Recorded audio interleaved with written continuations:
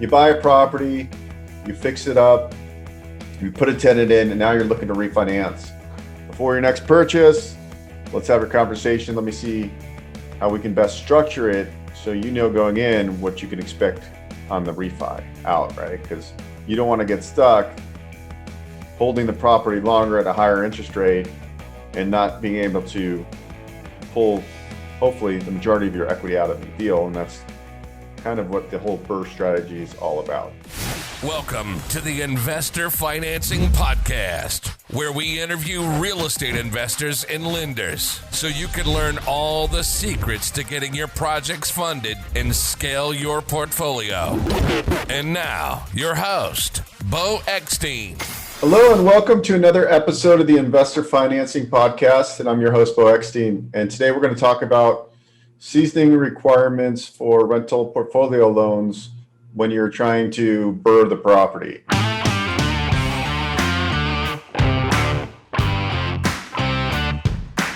So you buy a property, you fix it up, you put a tenant in, and now you're looking to refinance.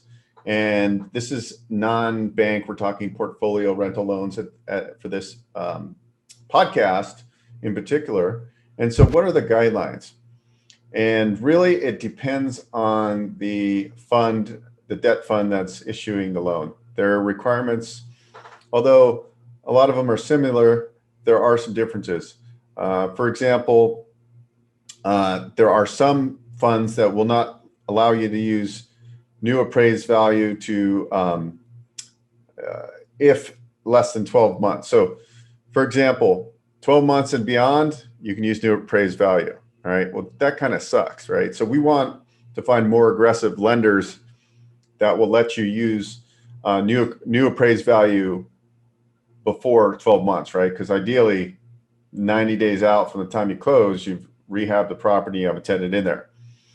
So some ways to kind of get around this or to look at it in different ways.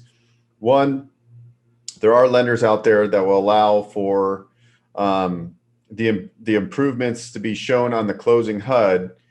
So it shows your acquisition price, and then they basically have the construction hold back 100% of it on the closing statement. You still have to put your normal 15 or 20% down or 10% down, 15%, whatever. But this allows for you to do kind of like a delayed financing, like you would do in conventional financing, which we call delayed financing. There are a few hard money lenders that allow for this, which makes it easier when you're looking to refinance and BRRRR the property, because all those costs are documented on the closing statement. You're listening to the Investor Financing Podcast. We'll be right back after this break. Are you in the market for a commercial loan? Did you find the perfect opportunity but need funding? Have a special situation? At Find the Bank, you will get quotes with competitive rates and terms from multiple lenders without any hassles. Have a multifamily property, construction project, owner-user property, industrial, mixed use, hotel? At Find the Bank, you can get nearly any kind of commercial financing. The process is simple. Once you send us some information about you and your property, we send back a quote sheet. Then we quickly connect you with an advisor. You won't spend hours calling multiple banks trying to find the right person to talk to. We'll connect you fast to the right person, hassle-free, better terms than you could get on your own. Go to findthebank.com and complete the form. An advisor will be connected with you within minutes to discuss your specific financing needs. The other way around it too is to keep all your invoices and receipts, and if it's over 90 days and you can document all of those improvements less than 6 months but over 90 days, they'll let you document those improvements, and then they'll do 90 days or greater, they'll just do a haircut between month 3 to 6 of about 5% of the LTV that you're allowed out on a cash out refinance.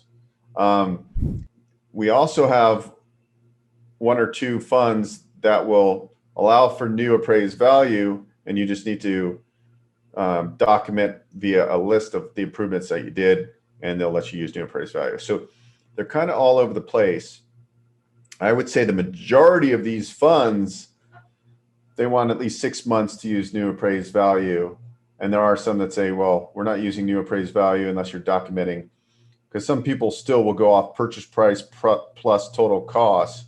So you bought it for 200 and you put in 50, your total costs are 250, and then they'll use that as opposed to the new appraised value, which kind of sucks. So when you're going to BRRRR the property, make sure you have all this documented, whether it's not on the closing statement or not. Be sure to keep all your invoices so you can clearly show what was spent on the project, because when it comes down to it, I want to gather all that information and then I take it out to the market to see what the highest, best deal we can get, right? So that is essentially what everybody wants to do on a BRRRR. So to answer your question, there's many different ways that these funds look at it. Typically, most of them want 6 months or greater to use new appraised value. There are a few that will let you use new appraised value. So for example, I have a client that's bought a triplex, didn't need much work. He bought it for 2 and he says, well, I just got a great deal on it, which he did. And he says it's going to appraise out at 300,000. He's only owned it for like 2 months. So now we're trying to figure out where we can get new appraised value. What do we need to do to document? He did some light improvements, but probably only 5 or 10 grand, if that. So we just navigate based on that, because I know, right, it's the velocity of money, right? As soon as you can get your capital back, the better. So kind of the advice from this episode is document all your costs. If there's costs involved,